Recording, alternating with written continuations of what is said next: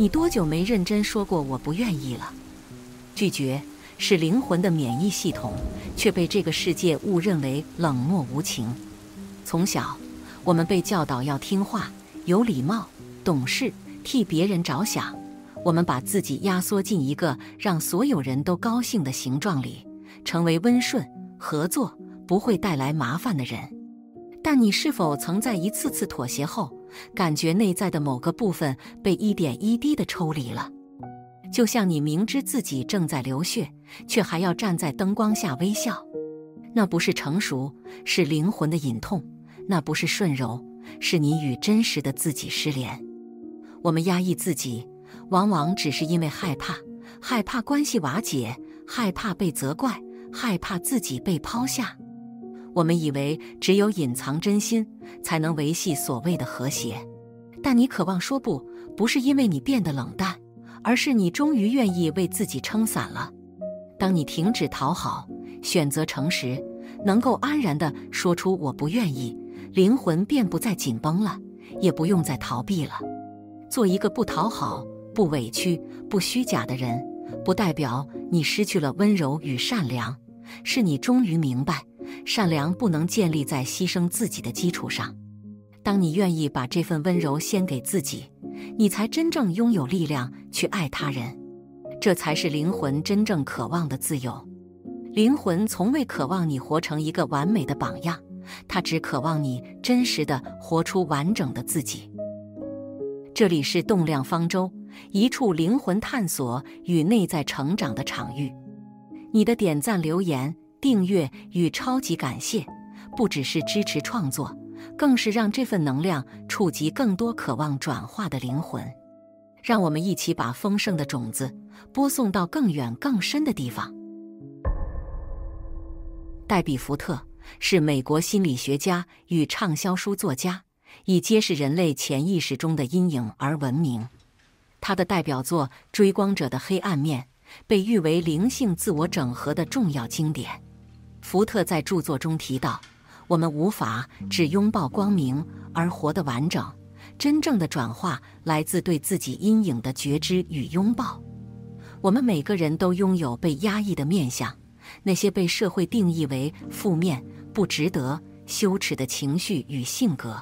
比如，你曾因不被理解而升起的愤怒，看见他人成功而涌现的嫉妒，在资源有限时萌生的自私，或因恐惧而退缩的怯懦。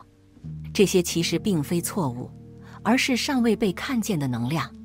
他认为，当我们拒绝自己的阴影，就等同于拒绝灵魂的一部分。我们以为自己在修行，在进化，实则在逃避，在躲藏。内在的觉醒，不是变得更完美，而是愿意看见自己也会嫉妒，会愤怒，会仇视。在这个时代，好人几乎成为一种社会契约，但所谓好，其实是以顺从为代价的妥协，还被包装成情商。我们不能太激动，不能太直接，不能太渴望，不能说不。于是我们把自然的情绪层层封印，把怒视为不成熟，把想要视为自私，把拒绝视为不仁慈。久而久之，我们成为了精致的假面者，外表平静，内心干枯。我们学会做人要圆融，却在每一次沉默中遗失与灵魂之间的连结。福特以生动的笔触阐释了这一点。如果我们否认自己的丑陋，我们就降低了我们的美丽；如果我们否认自己的恐惧，我们就削弱了我们的勇气；如果我们否认自己的贪婪，我们也减少了我们的慷慨。当你否认自己某一面时，就是切断了通往真我的通道。看似矛盾的特质，其实彼此依存。否认自己的恐惧，也就难以真正拥抱勇气；压抑自己的渴望，也会削弱对爱的敞开。让灵魂呼吸，不是在你变得完美之后才发生，是在你勇敢承认自己也有阴影，也有裂缝的那一刻开始的。戴比·福特对阴影的理解，深受瑞士心理学家卡尔·荣格的启发。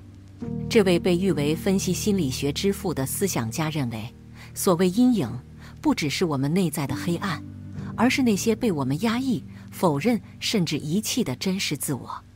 它可能是我们羞于承认的脆弱与欲望，也可能是我们童年或成长过程中被强行压制的直觉、创造力与本能。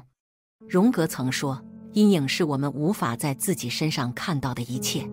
这不仅是对个体无意识的描述，更揭示出那些你不愿承认的面相，往往是灵魂最渴望你拥抱的部分。面对阴影，不是让光驱逐黑暗，而是让整体的你得以重新被看见与接纳。而从哲学角度来看，尼采则补上了阴影形成的文化根源。他认为，我们所谓的善良、高尚，许多来自社会与宗教所建构的奴隶道德，其实是出于弱者对强者的怨恨与压抑。这种道德让人将自我牺牲、谦逊、服从视为美德，却将力量、渴望与生命力视为自私或邪恶。在这样的文化框架下，灵魂不只学会了压抑欲望，也学会了压抑荣耀。我们害怕太耀眼会被讨厌，害怕太真实会被排斥，于是宁可成为被喜欢的人，也不敢成为完整的自己。尼采批判这种道德扼杀了人的本能与创造，让我们误以为被爱的条件是隐藏真实。从荣格到尼采，他们共同指出，阴影不是错，而是未被承认的真实。它不只存在于那些我们羞于承认的脆弱与欲望中，更潜藏于那些我们赞叹、羡慕却不敢拥有的光芒里。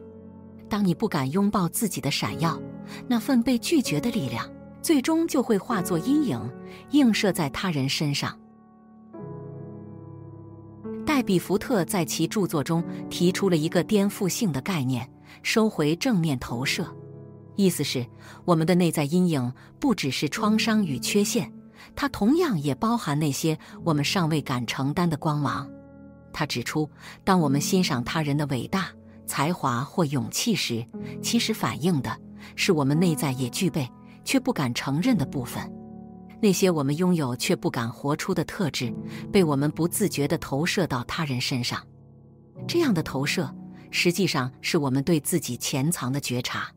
换句话说，那些你在他人身上看到的优点、感到的羡慕与触动的品质，正是你内心渴望活出的样子。在他的观点中，投射是一种潜意识的心理防卫，它将我们难以承受的内在特质投射到他人身上。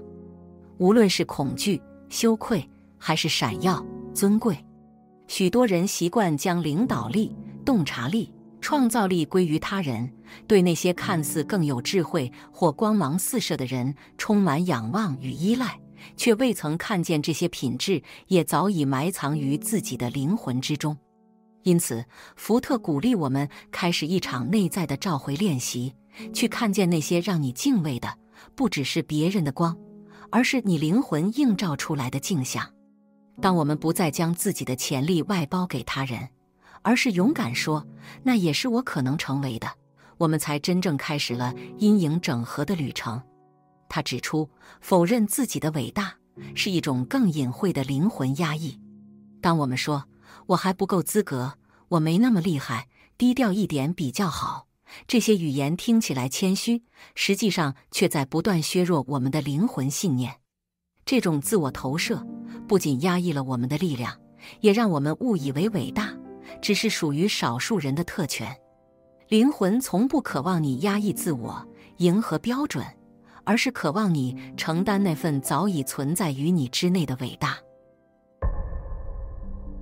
当我们看见自己的阴影，并开始了解正面投射，真正的转变便悄然展开。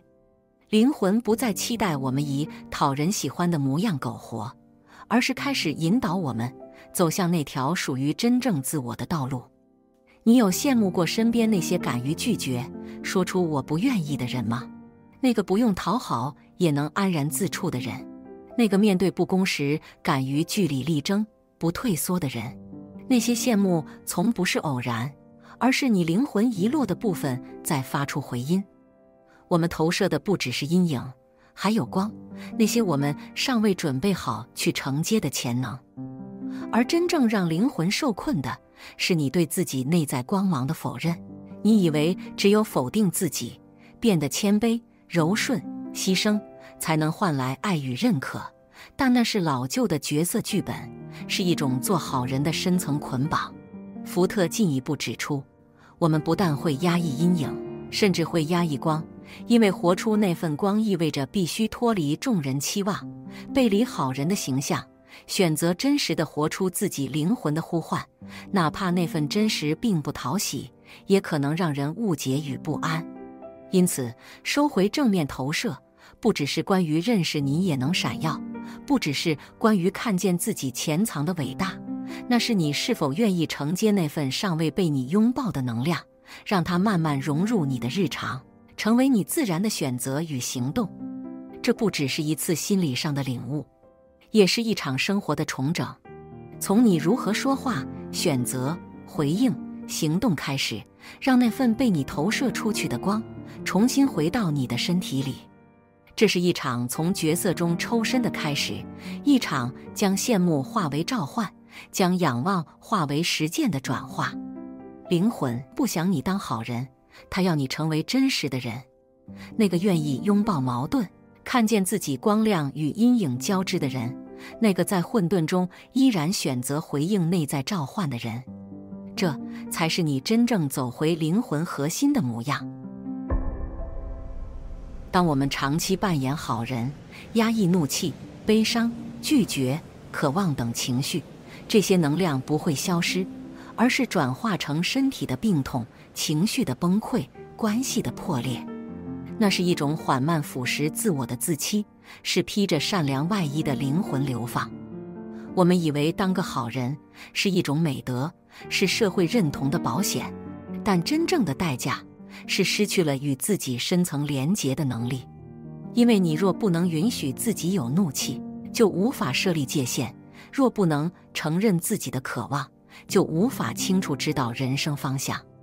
你无法说出我不愿意，任何人的情绪都能随意闯入你，占据你，让你无法安顿，做真正的自己。这种自我压抑看似是在维护关系的和谐，实则是在逃避对自我的真实承担。一旦你允许自己表达怒气，说出拒绝，承认渴望，就意味着你必须为这些真实情感负责，承担它可能引发的冲突、误解，甚至被疏远的风险，以及来自外界的评价与批判。所以，好人成了许多人用来逃避责任的伪装。福特指出，很多内在阴影若不被觉察，终将投射到他人身上。你会对那个任性的同事感到厌恶，因为你从未允许自己有任性的权利。